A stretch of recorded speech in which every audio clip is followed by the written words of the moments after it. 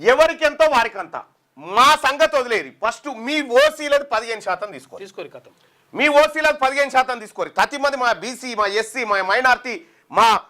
ఏది ఎస్టీలు మేమందరం చూసుకుంటాం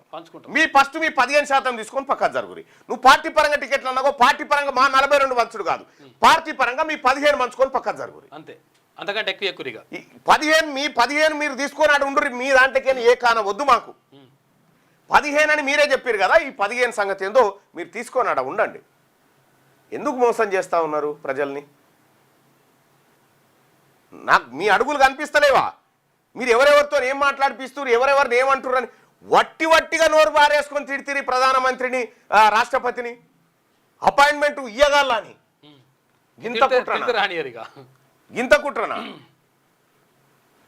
దీనికి రాష్ట్ర ముఖ్యమంత్రి గారు రేవంత్ రెడ్డి గారు తెలంగాణ రాష్ట్రంలో ఉన్నటువంటి 2.5 కోట్ల మంది బీసీలకు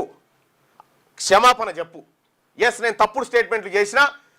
నేను 42% రిజర్వేషన్ ఇస్తాన్నాకనే ఎన్నికలకు వస్తా అని చెప్పినా నువ్వు ఇది లేకుండా ఎన్నికలకు వద్దామనుకుంటున్నా అని చెప్పి ఒకసారి ప్రెస్ మీట్ పెట్టి చెప్పు జనాన్ని పిలుచుకొని చెప్పు